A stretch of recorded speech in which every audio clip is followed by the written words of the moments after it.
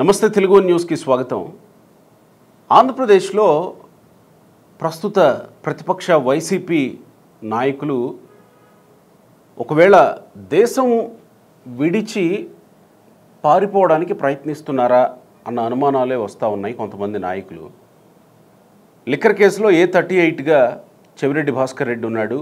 ఆయన నిన్న బెంగళూరు ఎయిర్పోర్ట్లో ఆయన మీద లుకౌట్ నోటీసులు ఉన్నాయి కాబట్టి ఆయన్ని పోలీసులు పట్టుకొని ప్రస్తుతం విజయవాడ ఆఫీస్కి సిట్ ఆఫీస్కి తరలించారు.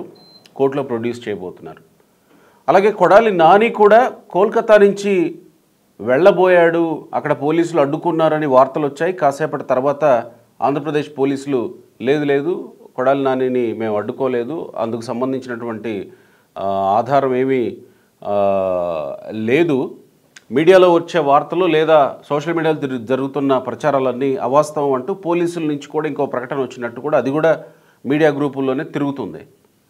కొడాలి నాని కూడా కొలంబో వెళ్ళడానికి సిద్ధమయ్యాడు అన్నది వార్త సారాంశం, అసలు ముందు వచ్చినటువంటి వార్త. అలాగే చెవిరెడ్డి భాస్కర్ రెడ్డి కూడా శ్రీలంక వెళ్ళడానికి సిద్ధమయ్యాడు అనేది ధృవీకరించినటువంటి విషయం. పోలీసులు సిట్ ఆఫీసుకు కూడా చెవిరెడ్డి భాస్కర్ రెడ్డిని తీసుకెళ్లారు. అయితే వీళ్ళు శ్రీలంకకి ఎందుకు వెళ్తున్నారు?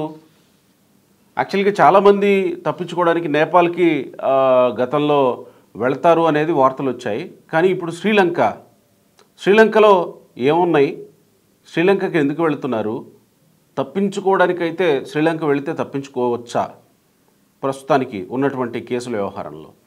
జడ్జి రామకృష్ణ గారు ఉన్నారు. కీలకమైనటువంటి విషయాలు, ఆయన కూడా చిత్తూరు జిల్లానే కాబట్టి చెవిరెడ్డి భాస్కర్ రెడ్డి గురించి తెలిసే అవకాశం ఉంటుంది. ఆయనతో మాట్లాడదాం. నమస్కారం రామకృష్ణ గారు. నమస్కారం గోపి. వీళ్ళు శ్రీలంక వైపు చూడడాన్ని ఎట్లా చూడాలి? శ్రీలంకకి ఎందుకు వెళుతున్నట్టు రామకృష్ణ గారు?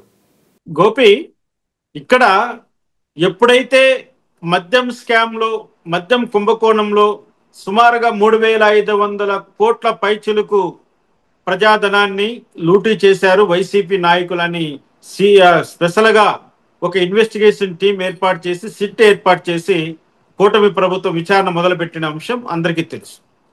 ఇక్కడ చెవిరెడ్డి భాస్కర్ రెడ్డి యొక్క పేరు రావడం, చెవిరెడ్డి భాస్కర్ రెడ్డి ఏ విధంగా ఈ యొక్క మద్యం కుంభకోణంలో ఇన్వాల్వ్ అయ్యారని చూస్తూ ఉంటే, ఇతను తిరుపతిలో కొంచెం చాలా విచిత్రమైన రాజకీయం ఉంటుంది గోపి. ఏంటంటే చిత్తూరు జిల్లాకు సంబంధించి చాలా వరకు రాయలసీమకు సంబంధించిన రాజకీయం అంతా తిరుపతిలోనే జరుగుతుంది. అక్కడే ప్రముఖ నాయకులు అక్కడే నివాసం ఉండడం, పెద్దిరెడ్డి కుటుంబం కూడా అక్కడే ఉండడం, అక్కడ తిరుపతిలో వైఎస్ఆర్సీపీ మధ్య చెవిరెడ్డి భాస్కర్ రెడ్డికి, అదేవిధంగా పెద్దిరెడ్డి రామచంద్ర రెడ్డికి, ఒక పక్క నటి రోజాకు ఒక రకమైనటువంటి కోల్డ్ వార్ నడుస్తూ ఉంటుంది తిరుపతి ప్రాంతంలో. ఎప్పుడైతే పెద్దిరెడ్డి మిథున్ రెడ్డి పేరు ప్రముఖంగా ఈ మద్యం కుంభకోణంలో వినపడిందో, ఆ రోజు నుంచి పెద్దిరెడ్డి రామచంద్ర రెడ్డి పావులు కదపడం మొదలెట్టాడు. అంటే ఏంటి, తనకంటే ముందుగా చెవిరెడ్డి భాస్కర్ రెడ్డి ఆయనకు వ్యతిరేకులందరినీ కూడా అరెస్ట్ చేయించాలని పెద్దిరెడ్డి రామచంద్ర రెడ్డి కుట్ర పన్నినట్లుగా తిరుపతిలో మాట్లాడుకుంటున్నారు అందరూ కూడా. మొన్న చూసాం మనం కీలకమైన వ్యక్తి మిథున్ రెడ్డి అటువైపుగానే ప్రస్తుత ఇన్వెస్టిగేషన్ కొనసాగుతుంది అని. ఇక్కడ మిథున్ రెడ్డిని కాపాడడం కోసం చెవిరెడ్డి భాస్కర్ రెడ్డిని ఈరోజు కూటమి ప్రభుత్వం ప్రథమంగా అరెస్ట్ చేసింది. ఎందుకంటే పెద్దిరెడ్డి కుటుంబం పైన వచ్చేటువంటి అపవాదుని తగ్గించడం కోసం, పెద్దిరెడ్డి కుటుంబానికి కొంచెం మేలు కలిగించాలనే ఒక ఉద్దేశంతోనే చెవిరెడ్డి భాస్కర్ రెడ్డిని అరెస్ట్ చేశారు. పెద్దిరెడ్డి మిథున్ రెడ్డిని అరెస్ట్ చేసిన తర్వాత చెవిరెడ్డి భాస్కర్ రెడ్డిని అరెస్ట్ చేస్తూ ఉంటే ఒక రకమైనటువంటి మంచి సంకేతాలు ప్రజల్లోకి వెళ్ళేటివి. కానీ చెవిరెడ్డి భాస్కర్ రెడ్డికి, పెద్దిరెడ్డి కుటుంబానికి ఉన్నటువంటి రాజకీయ పరమైనటువంటి కొన్ని ఒడుదుడుకులు ఈరోజు చెవిరెడ్డి భాస్కర్ రెడ్డిని, అదేవిధంగా ఆయన కుమారుడు మోహిత్ రెడ్డిని A38, A39గా ఈరోజు సిట్ పేర్కొంది. ఆల్రెడీ చెవిరెడ్డి భాస్కర్ రెడ్డిని కస్టడీలోకి తీసుకున్నారు. ఇంకా అతన్ని విజయవాడలో ఏసీబీ కోర్టు ముందర ప్రొడ్యూస్ చేసి రిమాండ్ కూడా చేయబోతున్నారు. కానీ ఇక్కడ మరి పెద్దిరెడ్డి మిథున్ రెడ్డిని గత 3 నెలల నుంచి ఆయన పేరు వస్తున్నప్పటికీ కూడా అరెస్ట్ చేయకుండా పెద్దిరెడ్డి మిథున్ రెడ్డిని ఒక రకంగా కాపాడుకుంటూ వస్తూ ఇప్పుడు అకస్మాత్తుగా చెవిరెడ్డి భాస్కర్ రెడ్డిని అరెస్ట్ చేయడంలో ఉన్నటువంటి ఒక లింకు ఎక్కడో తప్పైందేమో అనిపిస్తుంది. ఎందుకంటే నిన్న చెవిరెడ్డి భాస్కర్ రెడ్డి బెంగళూరు విమానాశ్రయం నుంచి కొలంబోకి వెళ్ళడానికి ఆయన ప్రయత్నం చేశారు. ఆయన మొదటి నుంచి ఏమంటున్నాడు, నేను మద్యపానానికి వ్యతిరేకము, మా కుటుంబమే ఈ తాగుడికి అలవాటు పడ్డ మా తండ్రి వల్ల చాలా నష్టపోయాం మేము, నన్ను ఏ కేసులో అరెస్ట్ చేసినా నాకు సంతోషమే, కానీ ఈ మద్యపానం కేసులో నన్ను అరెస్ట్ చేయడము అన్నట్లుగా ఆయన ఒకంత తన బాధను వ్యక్తపరిచినాడు. ఇక్కడ చెవిరెడ్డి భాస్కర్ రెడ్డిని అంత హడావుడిగా, ఎందుకంటే అతన్ని అరెస్ట్ చేసే ఉద్దేశం ఇన్ని రోజులు కనపడలేదండి. కూటమి ప్రభుత్వం కానీ సిట్లో కానీ ఎక్కడ అటువంటి సంకేతాలు రాలేదు. కానీ ఆయన కొలంబోకు పారిపోతున్నాడు అన్న ఒక సమాచారంతో ఆయన పారిపోతున్నాడా లేకపోతే ఇంకా ఏ పని మీద వెళ్తున్నాడా అన్నది కూడా ఇక్కడ గమనించాలి.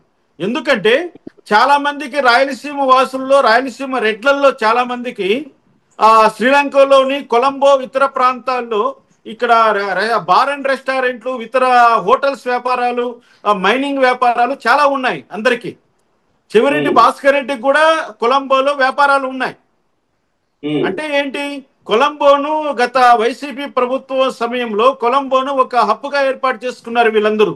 ఎందుకంటే అక్కడ నుంచి సరుకు రవాణా చేసుకోవడానికి కానీ, అదేవిధంగా సౌత్ ఆఫ్రికా నుంచి డైరెక్ట్ గా మన ఆంధ్రప్రదేశ్లోకి ఏదైనా రావాలంటే కొలంబో నుంచి రావడం చాలా ఈజీ. అదేవిధంగా చైనాకు కూడా కొలంబో నుంచి చాలా వరకు వీళ్ళు అనేక, అంటే ఎర్రచందనమే ముఖ్యంగా, ఎర్రచందనాన్ని ఎక్కువగా వాళ్ళు స్మగ్లింగ్ చేసే వాళ్ళని అందరికీ తెలుసు. ఆయన అటువంటి వ్యాపార లావాదేవీల కోసం వెళ్తున్నాడా లేకపోతే ఈ మద్యం కుంభకోణములో అరెస్టు నుంచి తప్పించుకోవడానికి ప్రయత్నం చేశాడా అనేది పక్కన పెడితే, ఆయన అయితే బెంగళూరు నుంచి కొలంబోకి పారిపోవడానికి అయితే ప్రయత్నం అయితే చేశాడు. ఆయన లుక్అవుట్ నోటీస్ ఉండడం వల్ల చెవిరెడ్డి భాస్కర్ రెడ్డిని అక్కడ ఇమిగ్రేషన్ ఆఫీసర్లో ఆపేశారు. ఆ విషయాన్ని డీజీపీకి తెలిపారు. డీజీపీ లుక్అవుట్ నోటీసులు ఉన్నాయని తెలుసు కదా, ఎయిర్పోర్ట్లలో ఆపుతారని తెలుసు కదా, ఎందుకు చెవిరెడ్డి అలాంటి ప్రయత్నం చేస్తారు శ్రీలంకకు వెళ్ళడానికి? అంటే ఎవరిదైనా సపోర్ట్ తీసుకున్నారా? ఇక్కడ చెవిరెడ్డి ఏదో ఎయిర్పోర్ట్ లో మేనేజ్ చేసుకొని వెళ్ళిపోవచ్చు అన్న అయితే కుట్రతో అయితే ఉన్నాడు. లుక్అవుట్ నోటీస్ ఉన్నప్పటికీ కూడా ఏదో విధంగా మేనేజ్ చేసుకొని పారిపోవడానికి లేదా ప్రయాణం చేయడానికి చెవిరెడ్డి ప్రయత్నం చేశాడనేది ఇప్పుడు అందరూ చెప్తున్నమాట. అంటే ఆయన అంటున్నది ఏంటంటే మద్యం కుంభకోణంలో లుక్అవుట్ నోటీస్ ఇచ్చారా లేకపోతే ఇంకా ఆయన మీద ఉన్నటువంటి చాలా రకాలైన కేసుల్లో లుక్అవుట్ నోటీస్ ఇచ్చారనేది ఆయనకు తెలియదట.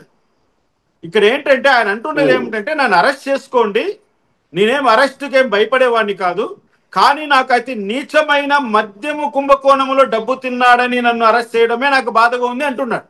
మరి నీచమైన మద్యం ఒక్క మాట రామకృష్ణ గారు, ఇక్కడ మీకు గుర్తుండే ఉంటుంది, శరత్ చంద్రారెడ్డి అరెస్ట్ జరిగినప్పుడు ఈ ఢిల్లీ లిక్కర్ స్కామ్లో కవిత ఇంకా కొంతమంది అరెస్ట్ అయ్యారు కదా. శరత్ చంద్రారెడ్డి అరెస్ట్ జరిగినప్పుడు చెవిరెడ్డి భాస్కర్ రెడ్డి వెళ్ళి ఆ పార్కింగ్ ప్లేస్లో శరత్ చంద్రారెడ్డిని కలిసి వచ్చిన సందర్భం ఆ వీడియోలో అందరూ చూశారు కదా.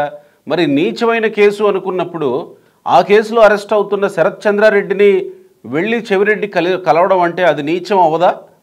ఈ వైసీపీ నాయకులు చెప్పే మాటలకు వాళ్ళు చేసే పనులకు ఎక్కడ పొంతన ఉండదని అందరికీ తెలుసు. ఎప్పుడు కూడా వాళ్ళు నిజాయితీగా నిక్కచ్చితంగా నిజాలు మాట్లాడరు. అది వాళ్ళ అధినాయకుడు జగన్మోహన్ రెడ్డి గారి నుంచి ఇటువంటి చెవిరెడ్డి భాస్కర్ రెడ్డి వరకు అందరికీ అబ్బినటువంటి ఒక విద్య అది. అంటే వాళ్ళు ఏంటంటే వాళ్ళు చెప్పే మాటలన్నీ కూడా ప్రజలను మోసగించే విధంగా, ప్రజలను అధికారులను తప్పుదారి పట్టించే విధంగా వాళ్ళు మాట్లాడతారు. అందులో సందేహం లేదు. చెవిరెడ్డి భాస్కర్ రెడ్డి మాట్లాడేది ఒకటి నేను చెప్తున్నా, చెవిరెడ్డి భాస్కర్ రెడ్డి వాళ్ళ నాన్న హయాంలో వాళ్ళ తండ్రి గారి సంపాదన సమయంలో ఆయన ఒక సైకిల్ కూడా కొనుక్కోలేని స్థితి వాళ్ళది. మరి ఈ రోజు ఇన్ని వేల కోట్ల సామ్రాజ్యాన్ని ఎలా విస్తరించగలిగారు వాళ్ళు? శ్రీలంకలో కూడా వ్యాపారం ఉన్నాయని మీరు అంటున్నారు. ఆయన కనీసము ఎన్ని ఒక 5-6 ఇన్ఫ్రా కంపెనీస్ ఉన్నాయనివి. అదే విధంగా వాళ్ళ తండ్రి గారి పేరు సిఎంఆర్ అనుకుంటాను, అది ఆ సిఎంఆర్ పేరు మీద కూడా అనేక వ్యాపారాలు చేస్తున్నారు. అదే విధంగా టీటీడీకి సంబంధించినటువంటి చెక్కులను డీడీలను మార్చుకొని వందల కోట్లు తినేశారని చెప్తున్నారు. తిరుపతి మున్సిపాలిటీలో వాళ్ళు ఎంత తోచేశారో, టీటీడీ నుంచి ఎంత దోచేశారో, అదే విధంగా ఈ యొక్క మద్యం కుంభకోణంలో సంబంధించిన డబ్బునంతా కూడా హైదరాబాద్ లో ఇతని ద్వారానే అప్పుడు ఎలక్షన్ టైంలో ఉపయోగించారని సిట్ వాళ్ళు చెప్తున్నారు. ఇప్పుడు అంటే చెవిరెడ్డి భాస్కర్ రెడ్డి ఇన్వాల్వ్మెంట్ అయితేనేమి, పెద్దిరెడ్డి మిథున్ రెడ్డి వాళ్ళకి సంబంధించిన ఇన్వాల్వ్మెంట్ అయితేనేమి, ఇక్కడ ఆశ్చర్యకరమైన విషయం ఏంటంటే ఈ యొక్క సిఎంఆర్ అనేది చెవిరెడ్డి భాస్కర్ రెడ్డికి సంబంధించిన కంపెనీ, పిఎల్ఆర్ అనేది పెద్దిరెడ్డి రామచంద్ర రెడ్డికి సంబంధించిన కంపెనీలు. ఈ రెండు కంపెనీల్లోకి మద్యం ద్వారా వచ్చినటువంటి ముడుపులు మళ్ళించబడ్డాయి. అది అఫీషియల్ గా దొరికారు, వాళ్ళు రికార్డెడ్ గా దొరికారు. అంటే ఏంటి? మద్యము కుంభకోణం ద్వారా సంపాదించినటువంటి సంపాదనని వాళ్ళు సూట్ కేస్ కంపెనీలకు ఎలా తరలించారో అదే విధంగా తమ సొంత కంపెనీలకు కూడా తరలించారు. అంటే తప్పు చేసేవాడు ఎక్కడో చోట దొరుకుతాడన్న దానికి నిదర్శనం. ఇక్కడ ఒక ప్రశ్న, ఇప్పుడు కొడాలి నాని సరే అది నిజం కాదని ఏపీ పోలీసులు అంటున్నారు. ఆయన కొలంబో వెళ్ళడానికి ప్రయత్నించారు, మోహిత్ రెడ్డి కొలంబో వెళ్ళడానికి ప్రయత్నించారు. వైసీపీ నాయకులకి శ్రీలంకతోనో లేకపోతే కొలంబోతోనో ఉన్న ప్రత్యేకమైనటువంటి అనుబంధాలు ఏంటి? ఏమన్నా మీ దృష్టికి ఏమన్నా వచ్చాయా? ఇక్కడ ఏమీ లేదు గోపి. వైసీపీ నాయకులు చాలా మంది పెద్ద పెద్ద అంటే నెంబర్ 2, నెంబర్ 3 స్థాయిలో వ్యవహారాలు నడిపేటువంటి వైసీపీ నాయకులకి చాలా మందికి శ్రీలంకతో వ్యాపార సంబంధాలు ఏర్పాటు చేసుకున్నారు. ఎందుకంటే ఇప్పుడు శ్రీలంకకు వెళ్ళడానికి రావడానికి చాలా అనువైనటువంటి వాతావరణం ఉంది ఆంధ్రప్రదేశ్. నీకు ఏ క్రూయిజ్ షిప్ ఎక్కినా కూడా 2-3 డేస్ లో శ్రీలంక చేరిపోవచ్చు. అక్కడ ఆ పాస్పోర్టు వీసా సమస్యలు ఇటువంటివన్నిటికీ కూడా ఇబ్బందికరమైన పరిస్థితులు ఉండవు. అంటే ఇంతకుముందు ఆఫ్రికా గురించి చెప్పేవాళ్ళు కదా, వైసీపీలో ఉన్న కొంతమంది కీలకమైనటువంటి నాయకులకి ఆఫ్రికాలో వ్యాపారాలు ఉన్నాయి. ఈవెన్ వైఎస్ ఫ్యామిలీ నుంచి కూడా కొంతమంది అక్కడ వ్యాపారాలు చేస్తుంటారని కొంత చర్చ జరిగింది. మరి ఇప్పుడు శ్రీలంక చర్చ మాత్రమే కాదు గోపి, అది వాస్తవం. అంటే వైసీపీ నాయకులకు సౌత్ ఆఫ్రికాలో వ్యాపారాలు ఉన్నాయనేది వాస్తవం. ఆ సౌత్ ఆఫ్రికాలో వ్యాపారాలు ఉన్నట్లుగా పెద్దిరెడ్డి రామచంద్ర రెడ్డి తన ప్రెస్ మీట్ లోనే చెప్పాడు. మాకు వ్యాపారాలు ఉన్నాయి కాబట్టి మేము ఇక్కడ ఉన్నటువంటి మెటీరియల్ అంతా, వెహికల్స్ ని, ఇన్ఫ్రాస్ట్రక్చర్ అంతా కూడా మేము సౌత్ ఆఫ్రికాకు షిఫ్ట్ చేస్తున్నానని కూడా చెప్పాడు ఎలక్షన్ అయిన వెంటనే. అంటే సౌత్ ఆఫ్రికాలోనే కాదు ఇటు శ్రీలంకలో కూడా ఉన్నాయి. మరి ఇప్పుడు శ్రీలంక వీళ్ళు వెళ్ళడానికి ప్రయత్నిస్తున్నారంటే తలదాచుకునే ప్రయత్నమా, వ్యాపారాలు చేసుకునే ప్రయత్నమా? రెండు. ఇక్కడ ఏంటంటే తలదాచుకోవడానికి అవకాశం ఉంది, వ్యాపారాలు చేసుకోవడానికి అవకాశం ఉంది. ఆల్రెడీ శ్రీలంకలో వాళ్ళ వ్యాపార సామ్రాజ్యాన్ని విస్తరించారు.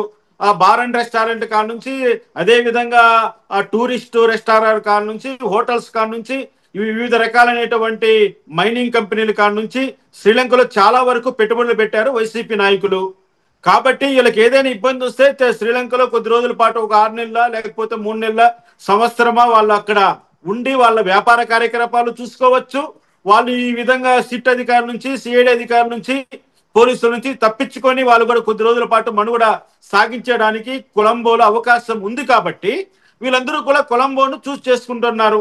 ఇప్పుడు ఎందుకంటే నేపాల్ నుంచి కొలంబోకు పోవాలని ప్రయత్నం చేసిన కొడాలి నాని గురించి చెప్పాలన్నా, ఈరోజు చెవిరెడ్డి భాస్కర్ రెడ్డి ఇక్కడ బెంగళూరు ఎయిర్పోర్ట్ నుంచి కొలంబోకి వెళ్ళాలని ప్రయత్నం చేస్తున్నాడని చెప్పిన, ఇంతకు ముందు ఉన్నటువంటి చాలా మంది రాజ్ కసిరెడ్డి లాంటి వాళ్ళు అలా ఒక టూర్ వేసి వచ్చారని చెప్పాల్సిన అందరూ కూడా వైఎస్ఆర్సీపీ ప్రభుత్వం ఉన్న సమయంలో అక్రమాలకు పాల్పడి, అవినీతికి పాల్పడి, ఇటువంటి నేరాలు చేసినటువంటి అందరూ కూడా చాలా వరకు తప్పించుకోవడానికి శ్రీలంక, సూడాన్, సౌత్ ఆఫ్రికా వంటి అనేకమైనటువంటి పాశ్చాత్య దేశాలను వాళ్ళు ఎంచుకున్నారన్నది వాస్తవము. అదే విధంగా శ్రీలంకకు కూడా బయలుదేరాలని రాయలసీమలో ఉన్నటువంటి కొంతమంది వైసీపీ నాయకులు భావించడం కూడా వాస్తవము. వీళ్ళు శ్రీలంకకు బయలుదేరి వెళ్తుంటేనే కదా ఈరోజు బెంగళూరు ఎయిర్పోర్ట్ లో చెవిరెడ్డి భాస్కర్ రెడ్డిని ఇమిగ్రేషన్ అధికారులు పట్టుకున్నారు.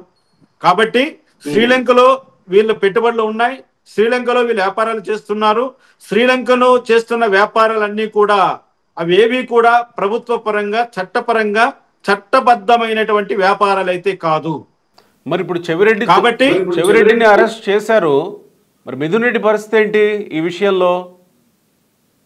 మిథున్ రెడ్డి రెడ్డికి తప్పించుకున్నట్టేనా, తప్పించినట్టేనా?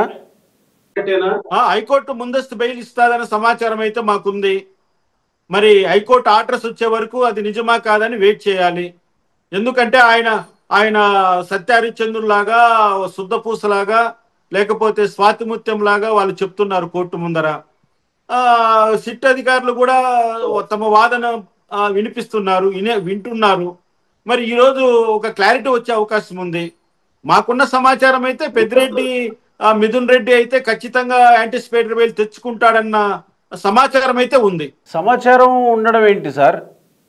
అంటే తెచ్చుకోవడమా, ఇస్తుంది హైకోర్టు ఇస్తుందన్న సమాచారమా?